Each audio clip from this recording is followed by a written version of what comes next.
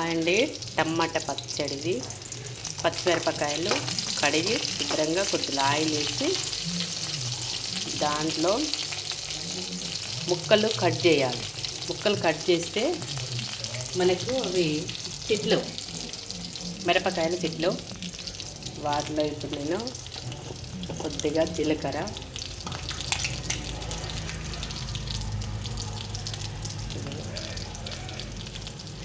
వేస్తున్నా.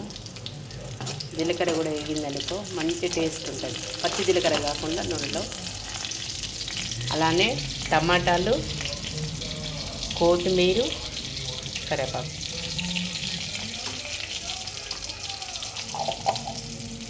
కరివేపాకు దీంట్లో వేద్దాం. ఉడికిన దానికన్నా వేగితే మంచి టేస్ట్ వస్తుంది.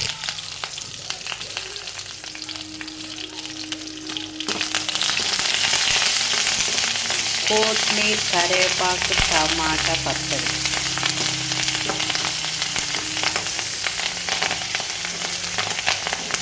ఇలా కొన్ని ధనియాలు కూడా వేసుకోవచ్చు,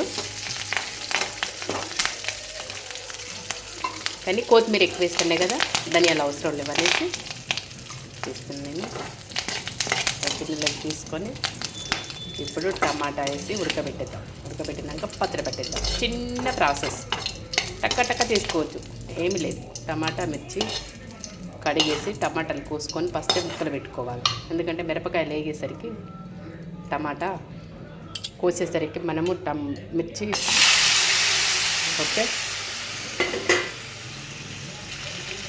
ఇది ఉడికేసరికి ఇవి చల్లారుతాయి. దాంట్లో కొద్దిగా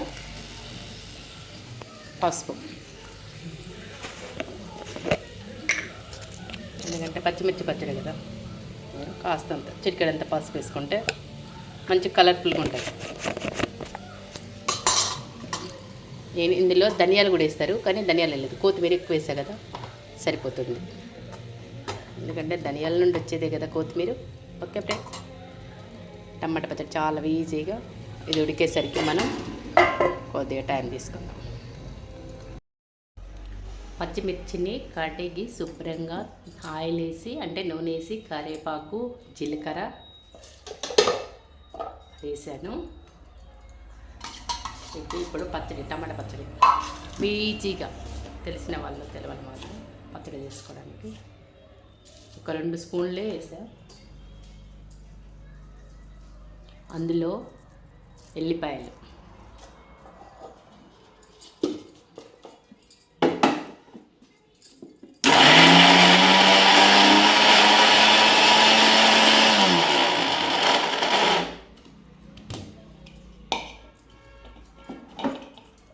కచ్చపిచ్చయింది. ఇది ఫాస్ట్గానే అయిపోతుంది.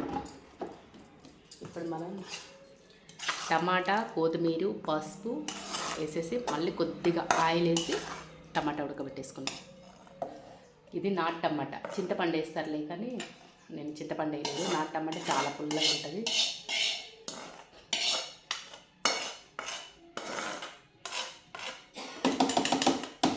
మనకి ఇది ఉడకడమే లేదు, కానీ పచ్చడి మాత్రం చాలా తొందరలో అయిపోతుంది.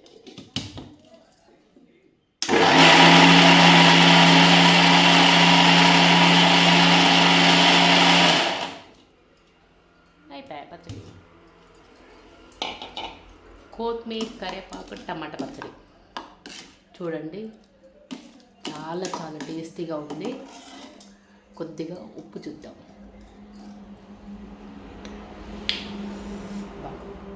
సూపర్ ఉంది, నాకైతే చాలా టేస్ట్ నచ్చేసింది.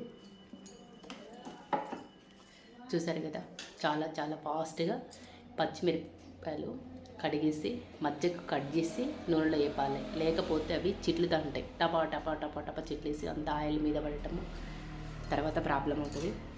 అలా కాకుండా ఇలా చేసేసి తర్వాత మనం టమాటాలు కట్ చేసుకొని అల్లం, కొత్తిమీర, కాస్తంత పసుపు వేసి ఉడకబెట్టుకోవాలి. అది చల్లారిన తర్వాత ఫస్ట్ వేయించుకొని పక్కకు పెట్టుకున్న పచ్చిమిర్చి, కరివేపాకు, జీలకర్ర వేసి అందులో కాస్త ఉప్పు, ఉల్లిపాయలు వేసి పట్టేసుకోవాలా. తర్వాత ఉడకబెట్టిన టమాటా